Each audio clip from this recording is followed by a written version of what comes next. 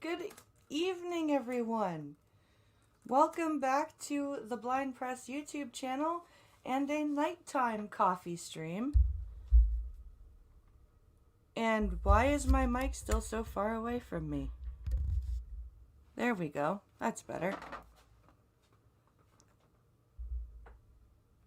Alright, welcome back to the Blind Press YouTube channel. We are going to be doing these at night for at least the next 2 weeks because distance learning has been extended until January 22nd. For now. Who knows how much longer they'll extend it, but for now it's till January 22nd. And so I will be doing coffee streams Monday, Wednesdays, and Fridays at night. And so, yes, until this is over, we'll be doing nighttime coffee streams. Hello to everyone. Hello to Lord Famine. Hello to Ginger Snap. Hello to JP. Hello to Spittle Buggies. Hello, everyone. I hope you guys are having a good Monday evening. We do have some news. Hey, Gunny. We do have some merch that we've moved over to Teespring. We have some Teespring links. I will put them in chat right now. We have teespring.com/coffeestream for the Coffee Stream t-shirts and hoodies.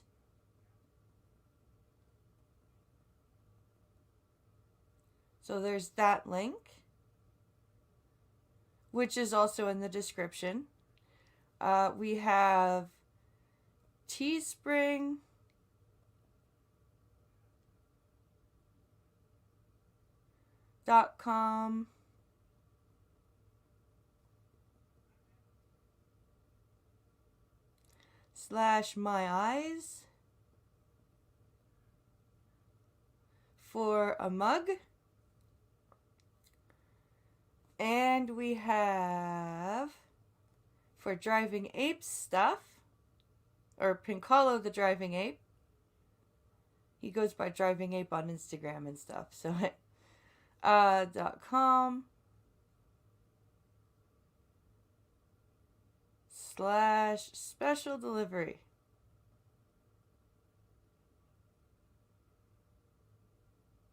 There we go. Check those out, guys. We also have, we've decided not to use the Streamlabs merch because a lot of stuff, every time Pincolo would put it up, it would just be like on hold or unavailable. So we've moved over to Teespring. And also, we've gone and gotten ourselves a mailbox, a UPS mailbox. Finally. So, for those of you who have been wanting to send coffee for me to try and stuff like that, if you want the mailbox address, it's not showing as a link? Oh.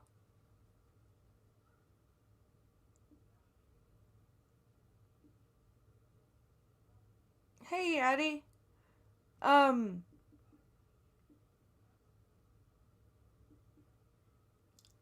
Oh, I spelled Teespring wrong the last time.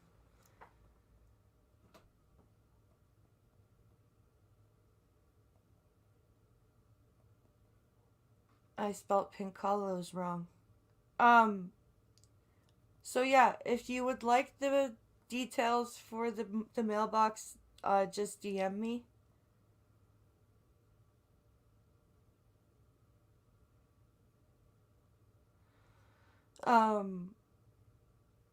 There's also an Amazon wish list that we've created, a very rudimentary Amazon wish list, which I forgot to put the link to. in the description because I'm special. Even though I'm supposed to be the blind, I am also sometimes special. And but I have posted the link in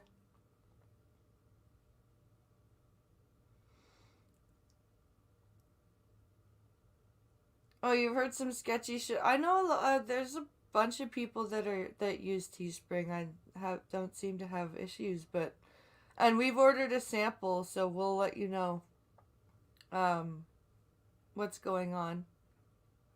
Hi, Sora. Um so uh there is also an Amazon wish list that I will it's been posted in the Discord server if you're in there in the general area. So that's all the housekeeping out of the way. And I hope everybody's having a fantastic Monday, or as fantastic as they can. We're going to go for about an hour here until 11:30. And we're just going to chat, and there's a couple of things that Pinkalo has sent me that I'm going to look at with you guys. But we're just gonna take it easy and have fun. Have a nice chat. I missed you guys. I missed streaming on over here. I was glad to do it on Saturday, and last night Sunday was just shit.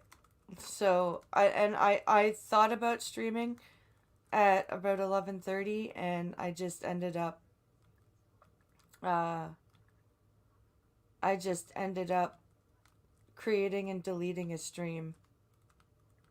So I apologize for that confusion.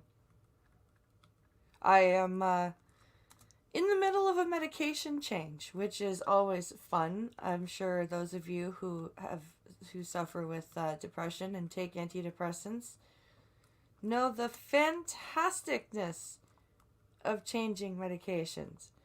Although necessary, it is a bitch. So that is what is going on. So I apologize if I'm all weird and just different. I'm working through it. I'm trying to balance out, and I've got some therapy stuff too that I'm working towards getting into. So there's all of that fun stuff. Okay, let's get to Pinkalo's messages here. There we go. Here's a CBC article from Pinkalo that he sent me this morning.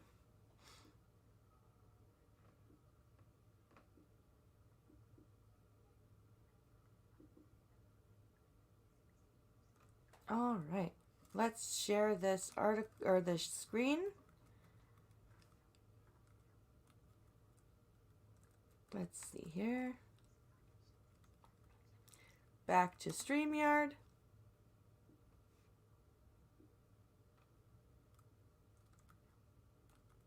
Come on. There we go. All right.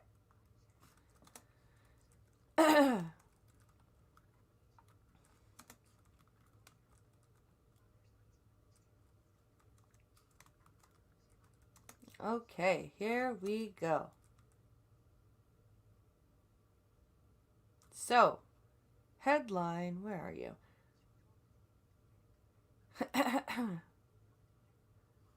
Father-son team alleged Tim Hortons took their COVID safe. What? Wait, let me try this again. Let me try this again.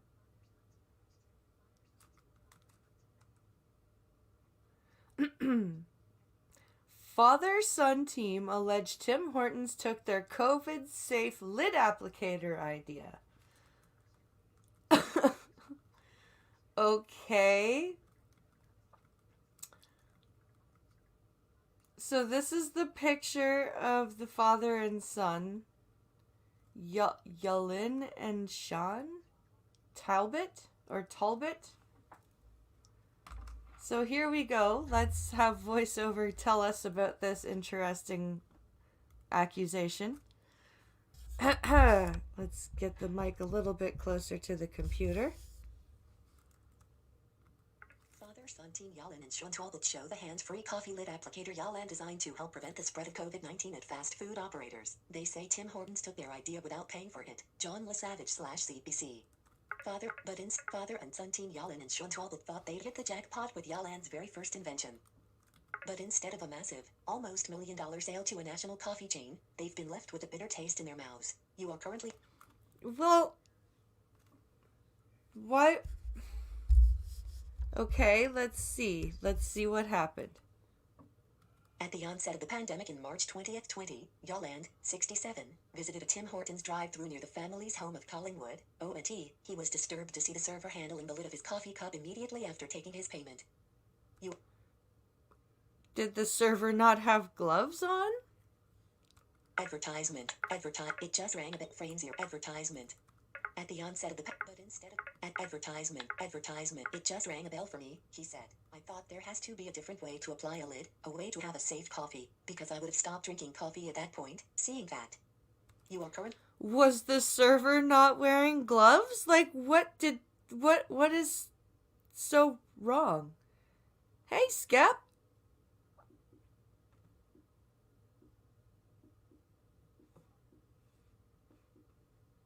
As a superintendent for low-income housing developments, Yaland had zero experience as an inventor. Within 3 days, however, he'd come up with a design, and his son Sean, 42, had found a manufacturer to produce thousands of the new device, dubbed the Clean Cap. Okay. Again, was your server not wearing gloves? Like, how? Why are you so freaked out? List 1 item. Bullet. Link. Team. End of the list. The product is a simple ring manufactured with medical-grade plastic. It easily grips a single lid from a stack, and can then be used to place the lid securely on top of a coffee cup, hands-free. A lawyer in Toronto helped the pair file applications for patents in the US and Canada. You are currently on a text element. Okay, but can't that stick grabby thing get contaminated by improper cleaning? Like, it's just another tool to clean. Side by side. The side-by-side image. So I guess this is a picture? The red cap lid applicator used by Tim Hortons is seen next to the Clean Cap, which the Talbots had pitched to the coffee giant, Diane Buckner/CBC. So this is a picture, I guess, a side-by-side picture of the Tim Hortons device and their device.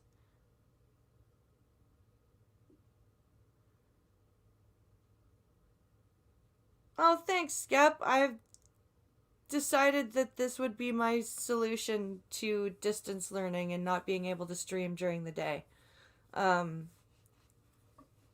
So, yeah.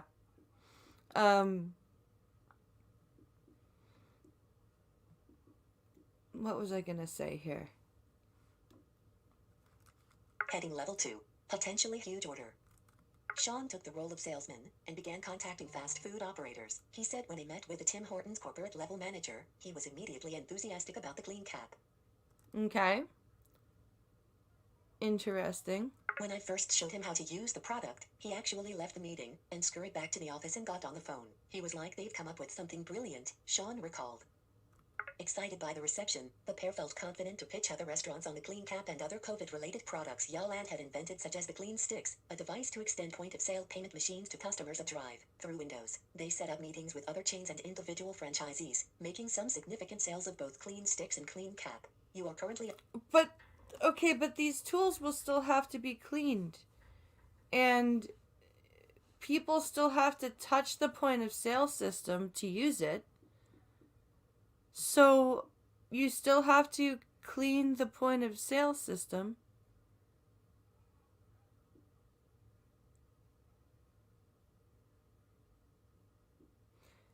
Let's see. He invented a ridged ring applicator. Oh, that took so much thought and effort. Yeah. Yeah, I missed doing this. I'm glad I can do this, Skep.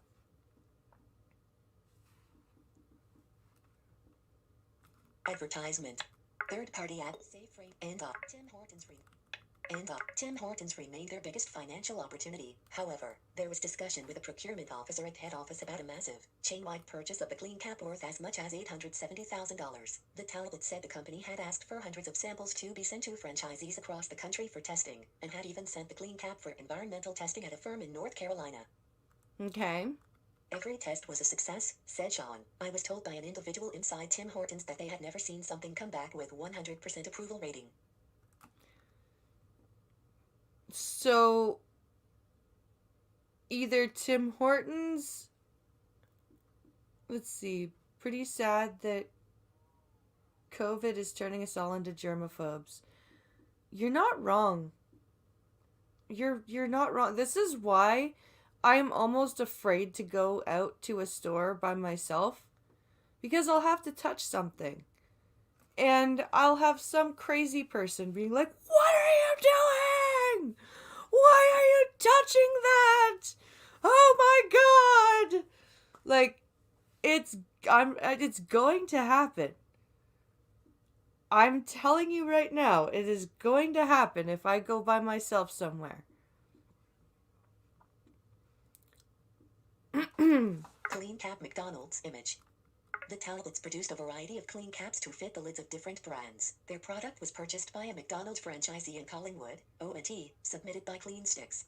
But in July, the entire deal fell apart over pricing. The chain wanted to pay $4.99 per cap, and as the Talbots were charging a $15 wholesale price to other fast food chains, they viewed the Tim's offer as not viable.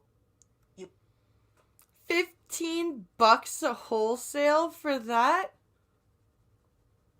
Holy shit.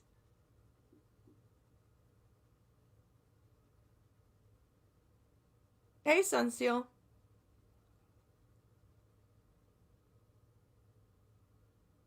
Tim Hortons is in a tough situation, you're right, because this is pretty shady the way that they've done this, but it's also still like, that's a lot of money to charge. $15 per wholesale per item. Yulin and Sean focused their energies on other potential buyers and continued to make sales at select locations of A&W, Starbucks, McDonald's, Second Cup and Burger King. Heading level 2. Then several weeks ago, out on a delivery run near Oakville, O&T, Sean stopped for a coffee at a local Tim's. He says he couldn't believe what he saw. The server was using a device that looked exactly the same as the clean cap. The only difference was that it had been manufactured in red plastic, he said.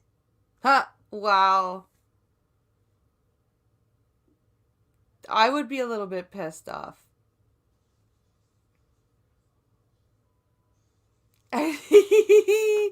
I would love a new pair of eyes with Blind Impress printed on them. That would be great, Lord Famine.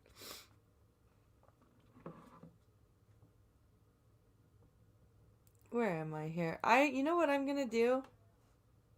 I'm going...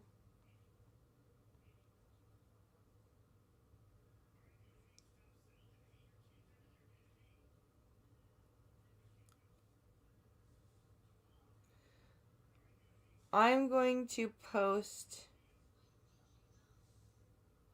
a link in chat for you guys to take a look at.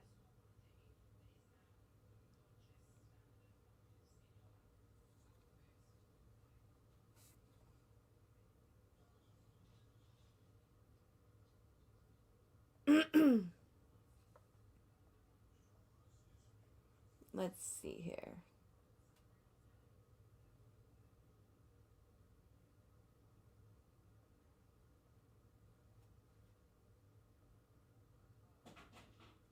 Uh-oh, something fell down. Pinglo backing the office. No, probably not. Okay, so... Called other Tim's locations across Canada that tested his father's product, and discovered that a number of them were now using the red cap, as he called it, while others had one in blue. Some appear to be unaware it wasn't the Talbot's invention. One woman told me, "We love your product," he said. She had no idea. You are currently... Oh my god, wow.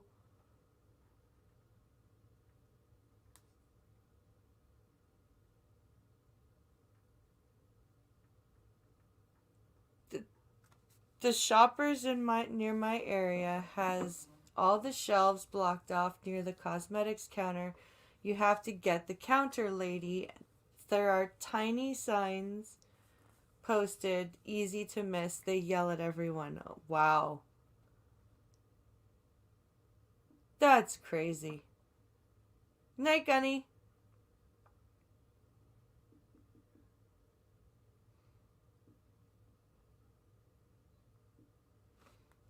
That's insane. Advertisement. Watch verdict. Sean called Tim Hortons head office to complain that the company had produced what he considered to be a knockoff, and received a letter back denying that the company had shared any intellectual property or designs from the tablets with other suppliers. You are currently on it. Text element. Watch vertical line. Tim Hortons took up video. I doubt that very Video much. embed.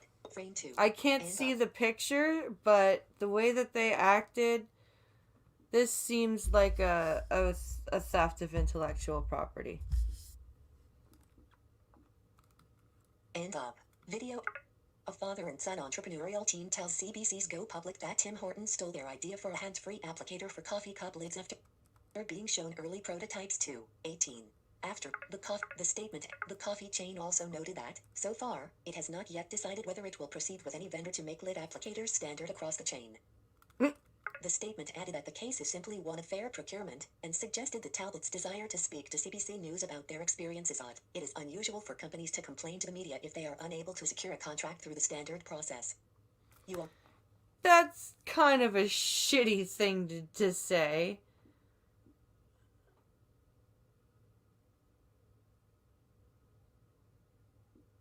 They're in retail, so they hate their lives. That's why they yell. That's funny. Advertisement. Heading level. Go Public contacted independent product. Heading level 2. Expert opinion.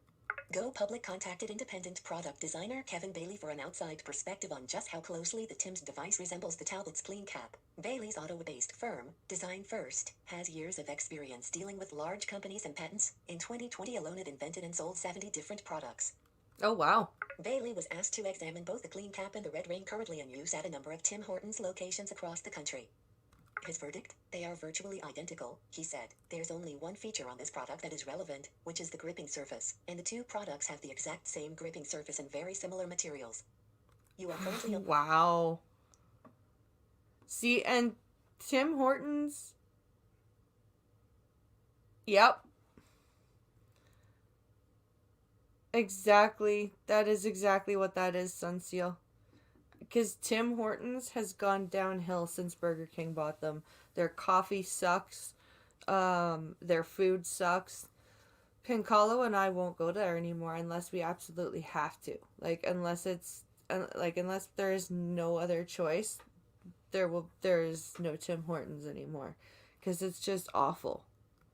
Out of curiosity, Bailey staged an experiment to determine how likely it would be for separate individuals to come up with such strikingly similar designs. He called on 3 of his firm's designers and, without sharing the background of the tablet's situation with Tim Hortons, asked them to come up with a hands-free lid applicator. Red Ring Vancouver image. A server at a Tim Hortons in Vancouver demonstrates the lid applicator the chain is currently using in some locations. So here's... Red Ring Vancouver image. There was no collaboration between them, no source material, he said. Just a coffee cup and a problem to be solved. Currently on... Sorry. The team came up with 8 different types of applicators, and actually manufactured one using an in-house 3D printer. None match the clean cap as closely as the red ring from Tim Hortons. Wow.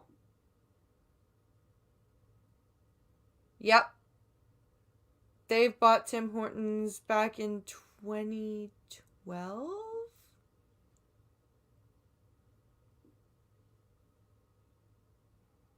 We'll try to outlawyer them. Yep. Advertisement. Inventor Kevin Bailey of Design First compares the coffee lid applicator his team designed to the 2 applicators in question. Diane Buckner It didn't take long to come up with a design, but the design of this, said Bailey, holding up his team's design in one hand and the Tim's and Tablet's devices in the other, is significantly different than these 2, and so were the other 7 designs. That's very striking. And very damning for Tim Hortons. This is not good. Go Public asked Tim Hortons about Bailey's findings. The company's reply: "We were not involved in the design of any of the products that we evaluated and cannot speak to any similarities in their designs."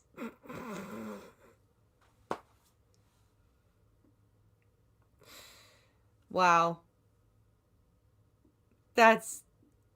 wow. Yeah, one more reason not to go to Tim Hortons. Heading Level 2. The possibility of legal action. Bailey said that it's very common for small business people to worry about submitting a patent-pending product to a big corporation. "You are currently on... It's David and Goliath," he said. "And for the most part, I don't think companies are predisposed to take inventors' ideas. They want a solution. I think that's where things fall apart. Inventors have to do design and create the business at the same time, and are maybe too slow for the engine that requires the goods." Yeah. He added that having the lowest possible price is always a key factor in making a sale. "Entrepreneurs often want to support local businesses, but usually China can make things for a fraction of the cost." The tablets had indeed worked with an Ontario-based manufacturer not far from Collingwood. List one item. Bullet link. End of the advertisement. Other than that, in Bailey's view, they did everything right. Patent lawyer Elliot Gold of Ridout and Maybe LLP said that if the tablets truly believed Tim Hortons copied their design, they could consider legal action, but that could only happen if their patent is granted, which is not guaranteed. Yeah. The patent lawyers and the patent office go back and forth and argue about what you're actually entitled to for protection, and it takes typically 2 to 3 years, if not more, he said. He estimates the cost of getting to the discovery stage prior to a trial can cost $100,000, while actually going to trial costs much more. Oh, man, that's painful.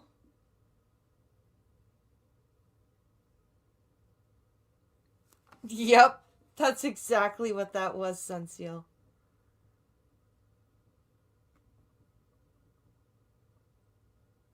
Yep, exactly, Lord Famine. And that's why I like McDonald's coffee now. Heading Level 2 items.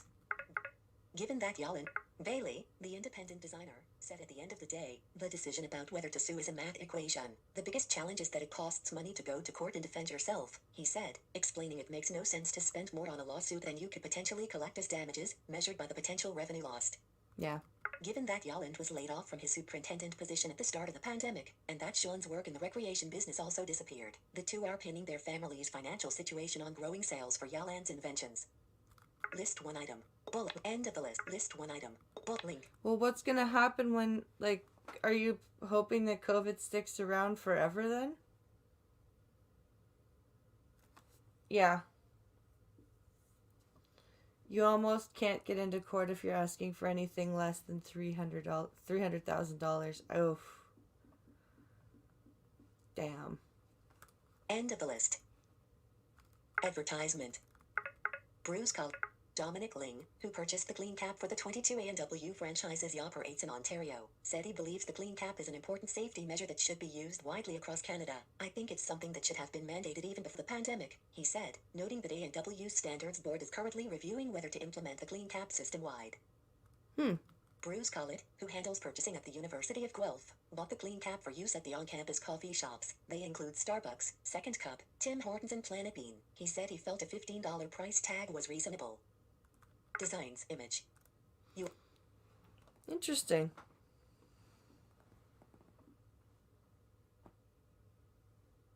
Hey there, Fury Kitten. Images of the various coffee lid applicators designed by Bailey's firm. "It's good, solid plastic. This isn't something that's going to break."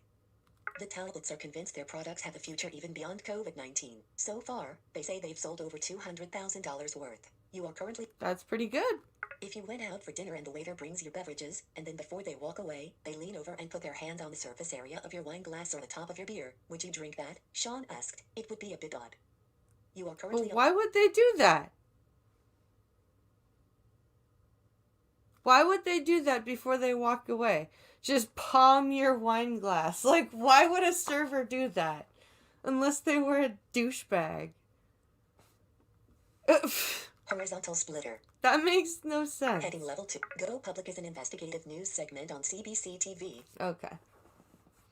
So that's that article. I can't believe that took that long to read.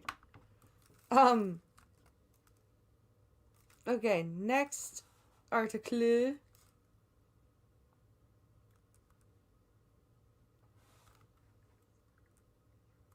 Next article.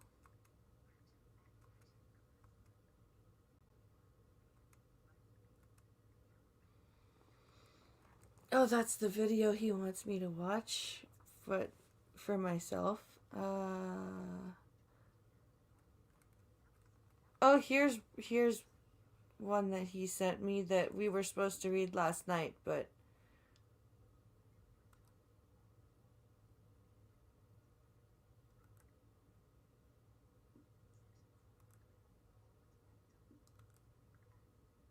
$15 is reasonable at this early stage. Oh, you know what? That's a good point.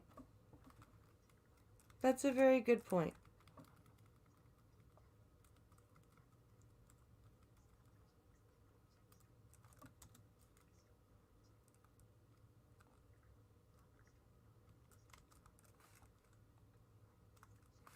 Okay, here we go.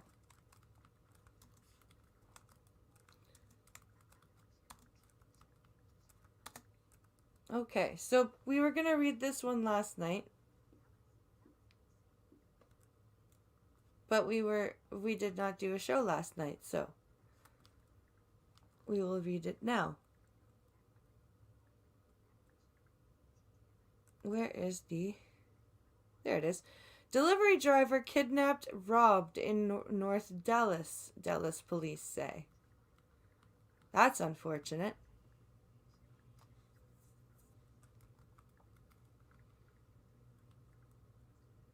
Okay, here we go. A woman who was delivering a pizza in far North Dallas was kidnapped and robbed late Saturday, police say. Well, that's terrifying.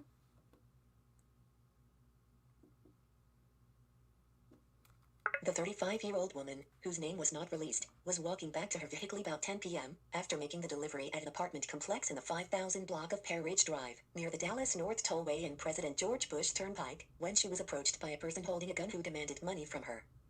Damn. That's fucking terrifying.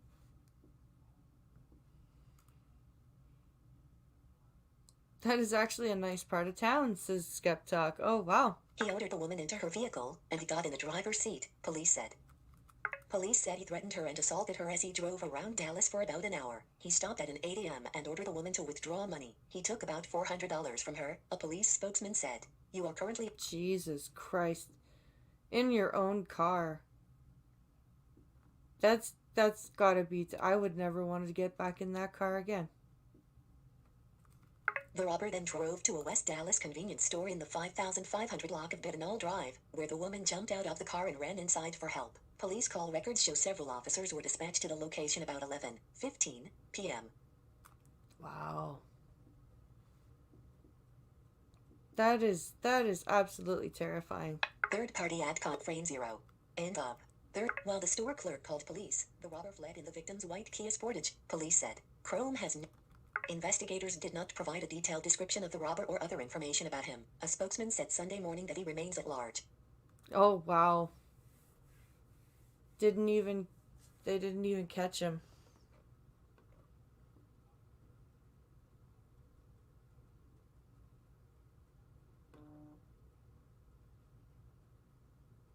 That's just fucking... Ugh. That's horrible. DM and embed host. Link. Share on Twitter. Chrome has new window. You are currently on link. Email icon. Link. Breaking news reporter. Link. Dana.Branham. Oh, and that's the end of that article. So that's really scary shit. To be a delivery driver and have that happen, and especially your own car. That's just... Ugh. And then he's at large still. That's even worse. So I think we'll do one more article. This one's from Friday.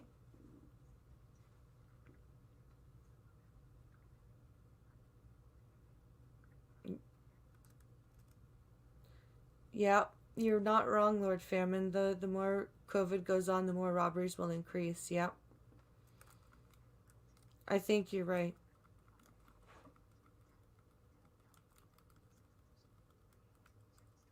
I think you are absolutely right. And it sucks.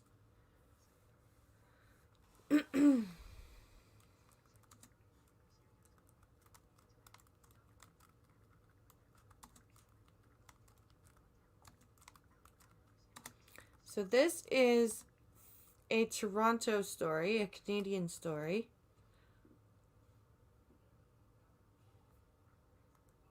Yeah. Okay.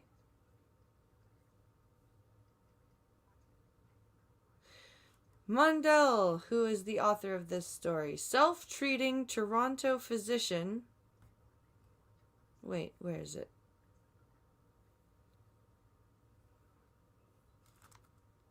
Where did it go? I lost the headline. I lost the headline.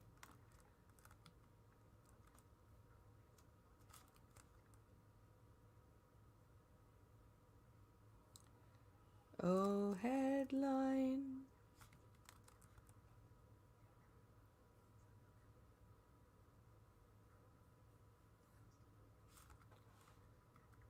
Ugh. Put me at the bottom of the goddamn page, why don't you?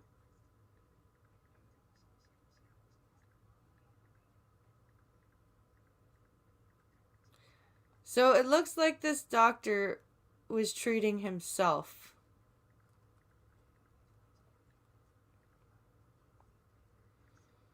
Let's see here.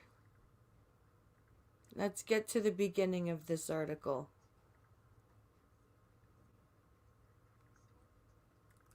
This is a very long story. Holy crap.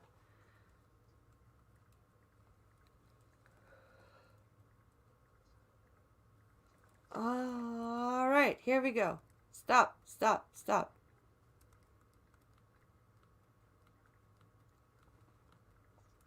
Okay. So this article says, self-treating for Toronto doctor suspended for a year. He ordered x-rays and blood work for himself, self-prescribed Tamiflu, and billed OHIP to get paid for his efforts. Oh, wow. You dumbass. Just for 2 weeks.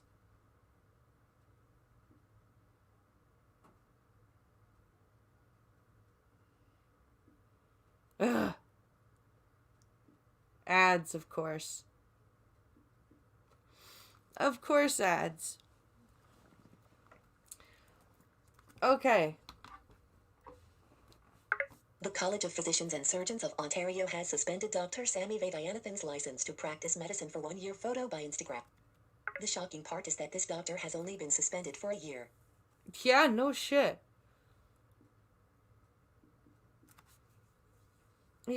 He bills OHIP 10 times over 5 years while working in the shocking part is that this doctor 10 times over 5 years while working in the emergency departments of the Humber River Regional Hospital or the Niagara Health System. Dr. Sammy Vaidyanathan examined himself, ordered tests for himself, then billed OHIP for himself. So OHIP is the Ontario Health Insurance Plan. It is paid for by, our taxes and everything. And it covers things like emergency room visits or x-rays or blood work or, general examinations or surgery, like, non-elective surgery, like actual necessary surgeries. Stuff like that. So this guy was ordering workups done on himself, testing or examining himself, and charging the Ontario health insurance plan so that he could get money back.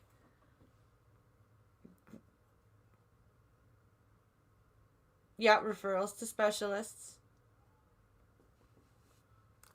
Heading level 2. Distro scale. Advertisement. Empty group. The audacity of he self-treated for everything from a sprained ankle to a hand injury and even the flu, ordering x-rays and blood work, and self-prescribing Tamiflu. On one date, he used the hospital labs to test himself for hepatitis A, B and C, HIV, chlamydia and gonorrhea. On another, he ran blood tests for his vitamin and iron levels. Jesus Christ! The audacity of the guy. And according to a lengthy ruling this week by the College of Physicians and Surgeons of Ontario, that's just the tip of the 40-year-old's medical and professional transgressions. You are currently... Really? YouTube video. COVID vaccine and up. Unmute video, but despite a nearby doctor's lounge, Vade Ianathan once plumped himself down on a patient's stretcher in the emergency department of the Humber River Hospital's Finch site and watched a YouTube video on a mobile computer intended for patient care. According to the agreed statement of facts, nursing staff asked him to clean up after himself when his break was over. Wow. Story continues below. Third-party ad content. Wow. What an asshole. Save frame container. And up. Vade Ianathan told them to get housekeeping to do it. A disciplinary committee found his behavior toward female colleagues was abusive and demeaning, and particularly alarming were the aggressive and intimidating texts he sent a Humber River nurse after their romantic relationship ended. This is why you don't date coworkers.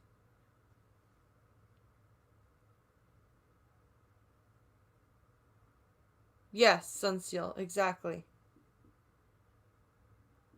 That's exactly what he did. According to the decision, the harassment was so serious that the hospital instituted a formal safety plan for her, and Vade Ianathan was referred to the Physician Health Program for an assessment. Wow. And then there were his professional failings as a doctor. An audit of 16 charts from his emergency practice found that in 9 cases, the 2006 graduate of the Warsaw School of Medicine displayed a lack of knowledge, skill and judgment, and in 7, his clinical practice exposed patients to potential harm. So, in over 50% of his cases, he had displayed a lack of knowledge, and in just about 50% of his cases, he put his patients in harm. That's terrifying. Heading level 2. More on this topic.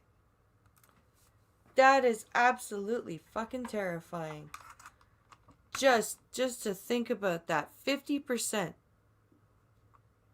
50% for a doctor. No thank you.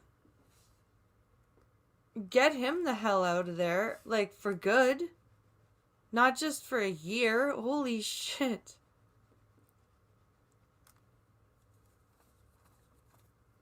Okay, let's see. I think there's one more article.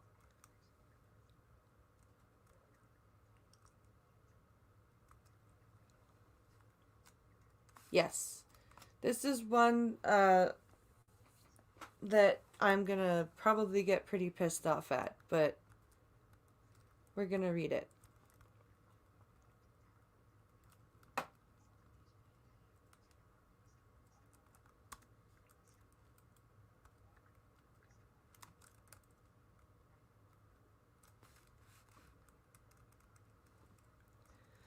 All right.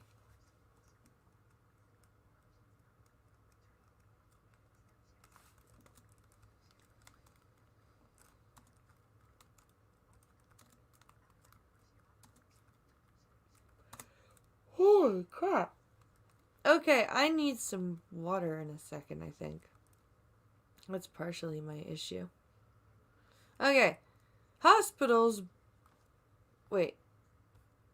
Let me get the words right. Hospitals back patient transfer plan as ICUs fill up. So let's see.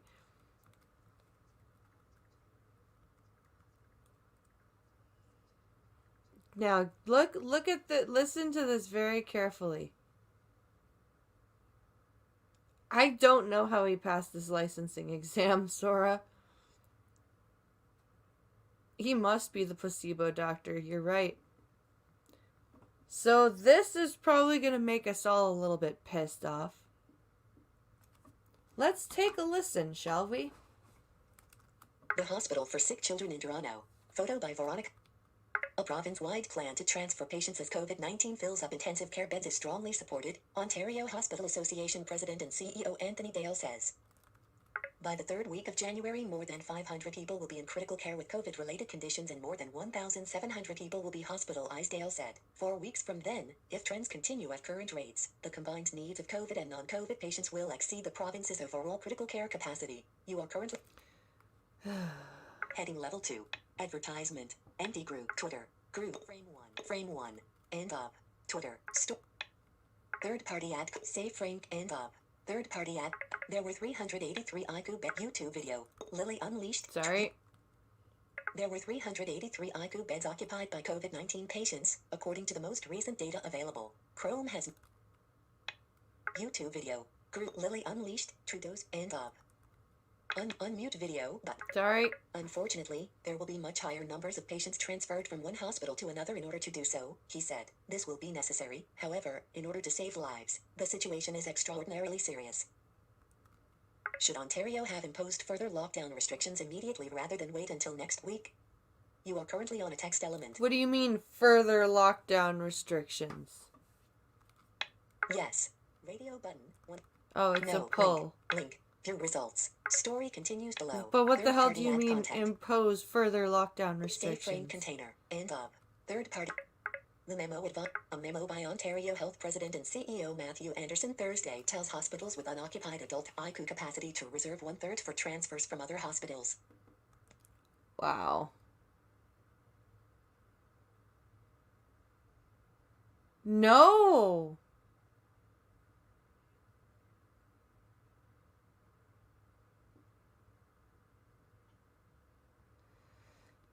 I have not seen that video, Lord The memo Famine. advises hospitals to continue surgical, procedural and other in-person care without delay if it's time sensitive, such as some cancer diagnosis and cardiac care, transplant and acute abdominal pain.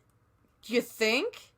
YouTube video. COVID vaccine. End of. Unmute video. All hospitals are to have a plan in place to defer non-time sensitive care if required.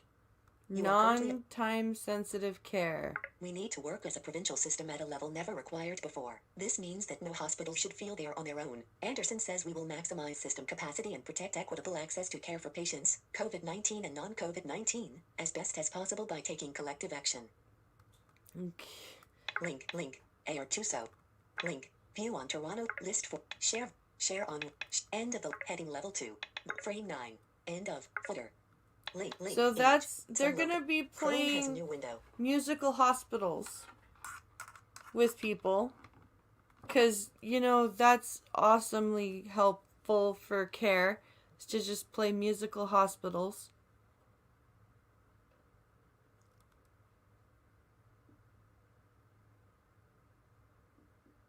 So let's see.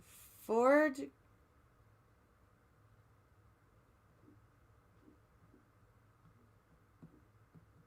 Did you see Ford's video? Oh, giving inmates vaccines.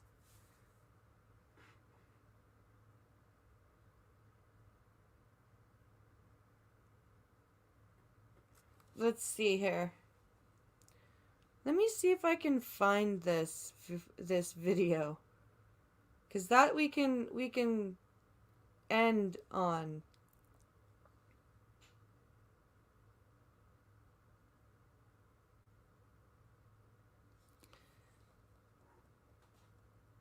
Ford. Inmates. Vaccine. Or vaccinated.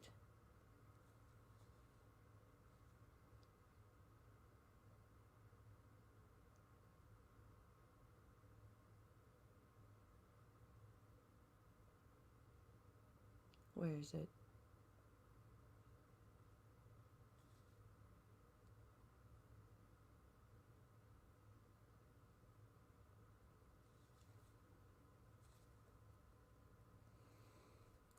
Premier Doug Ford complains about inmates getting COVID vaccine.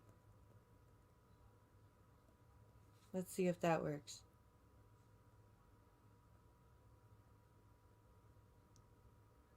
No, I can't find the clip.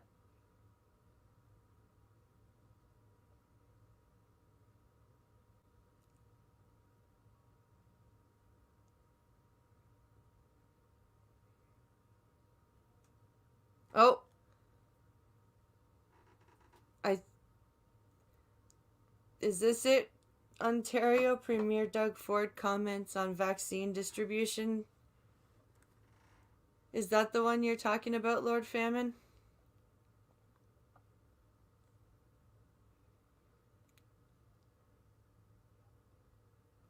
Let's see.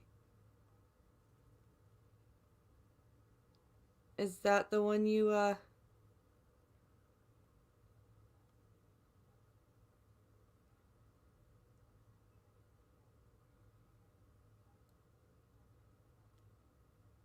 Oh my god, Fury Kitten, seriously?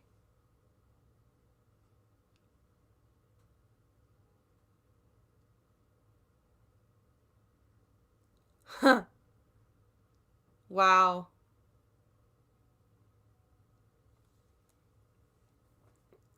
That's. Let's not give the most dangerous criminals the vaccine before we give it to our long care patient. Oh, wow. That's interesting.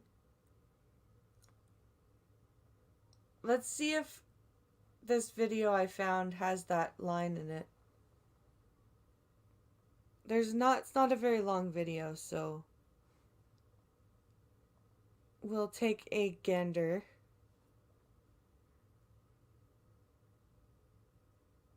And that will bring us to the close of the stream.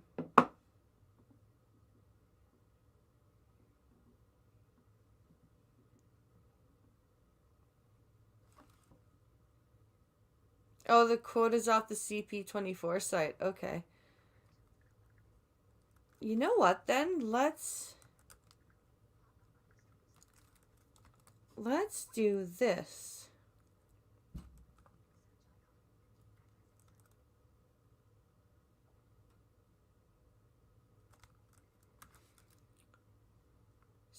CP24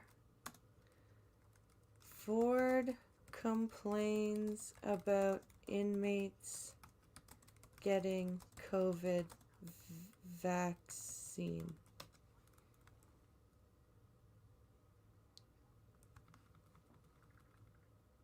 Let's Google that and get the story.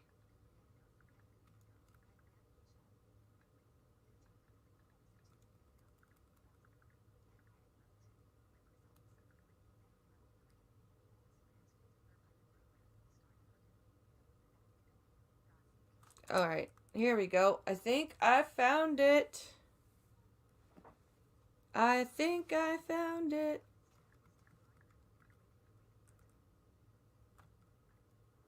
Yeah. That's it. Okay. Let's get this shared.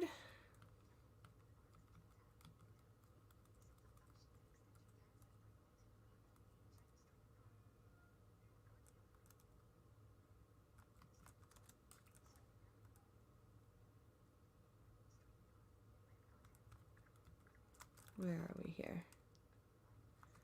Share the screen, please.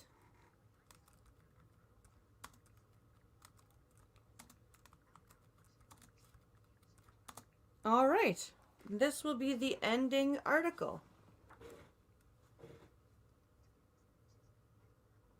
Ford slams feds over pilot program that will start inoculating inmates with COVID-19 vaccine on Friday. Oh, there's a video. Let's see. Is this the newscast or is this a clip?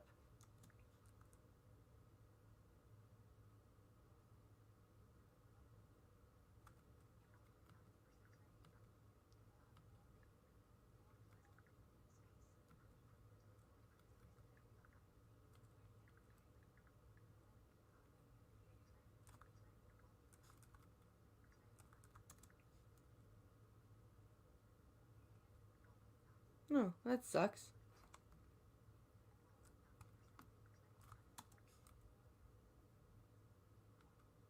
It will not play.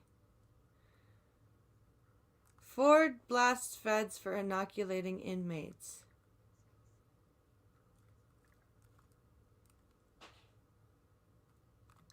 Alright. Let's just have it read it to us here. Premier Doug Ford criticized the federal government over a pilot program that will see 600 inmates receive a COVID-19 vaccine. Well, okay, but would you rather, if the vaccine is fucked up, we give it to the people who need it?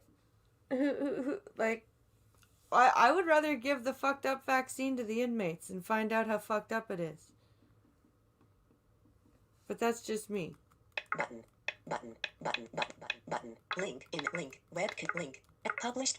Premier Doug Ford is slamming the federal government's decision to administer the COVID-19 vaccine to some inmates before inoculating all long-term care home residents, as part of a pilot program starting this week. Ford made the remarks on Wednesday during his first link. COVID-19 press conference of the year at Pearson Airport. You are currently on a text element. Let's not give the most dangerous criminals in our country the vaccine before we give it to our long-term care patients, most vulnerable and other elderly people, Ford said. Heading level 2. Link. But image. not everybody that's in Chrome jail has is no a window. most dangerous I criminal encourage there, the federal sir. government. I encourage the Prime Minister. Stop it. It is not good, he added. Ford's comments come after the Union of Canadian Correctional Officers, UCO, announced that, starting Friday, hundreds of federal inmates will receive vaccines as part of a pilot project. According to UCO, 1,200 doses of the vaccine will be delivered to prisons across the country, thus allowing 600 inmates to receive the necessary 2 doses of the vaccine for full immunization. You are currently on a text element. So, that's not a very big amount of people.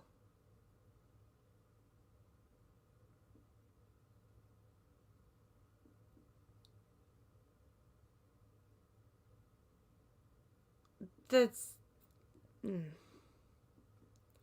I don't know if I don't think I agree with him here.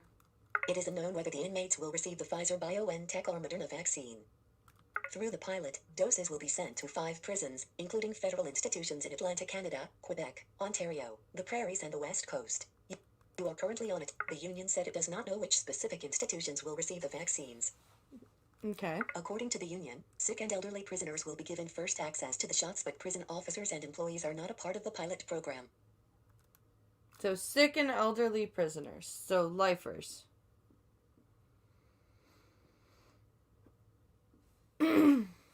Ford said when he first heard the news, he didn't believe that the most dangerous criminals in the country would be getting the vaccine before all nursing home residents. Okay, but we our prisoners do have some rights still, Mr. Ford. I'm sorry to enlighten you on this, but our prisoners do have basic human rights. I agree, think of it as human testing. Yep. How do you square this? How do you put them, inmates, ahead of long-term care patients? How do you put them in front of all the most vulnerable? And we're scraping every vaccine we can get. I imagine whoever the minister is in charge of that has dropped the ball majorly, Ford said. I mean, I can see where he's coming from because we don't have very many doses to spare, but he is being very hyperbolic about it.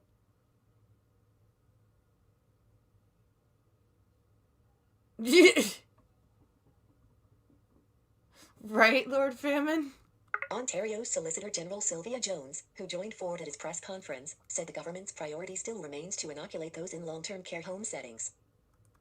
In terms of moving forward as we continue to vaccinate, certainly group homes that have developmental disability, adults and children, and congregate living like our corrections facilities will be in the queue. But right now our priority continues to be long-term care residents, she said. Yeah. Conservative leader Erin O'Toole also reacted to the news, tweeting that not one criminal should be vaccinated ahead of any vulnerable Canadian or frontline health worker. Okay, no, I don't think I agree with you on that, Mr. O'Toole.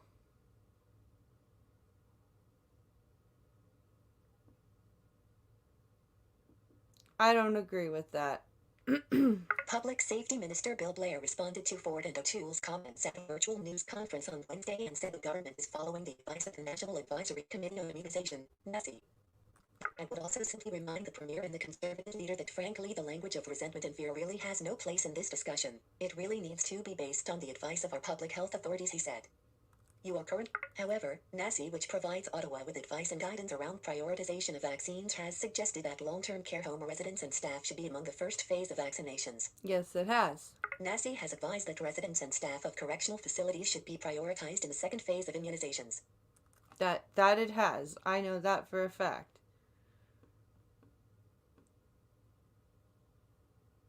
Hey, Keeverdam. Only if voluntary forced testing is against the law. Yeah. As of Wednesday afternoon, 1,146 federal inmates have been infected with the virus since the pandemic started in January, and 3 have died. Chrome has, with files from CTV News, Rachel Aiello, Kimberly Johnson, and Ted Raymond. All right, guys, and that is the last article that I have for you tonight. And thank you for Lord Famine. Thank you to Lord Famine for bringing that to my attention. I am going to end this, and I'm not sure if I'm going to do a Beat the Blind Girl tomorrow or not. But if I do, it will be at night again. So keep an eye on Twitter for that. But the next coffee stream will be on Wednesday night at 10:30. And I will be on Minions of the Zoo tomorrow night at 11:30 p.m. Eastern. And don't forget to check out the Amazon wishlist and chat there. It's also, there's a Linktree link on my Twitter feed that has the wish list, the merch, all that fun stuff. So, have a great night, guys. Thank you for joining me, and I will see you later. Have a great one, guys.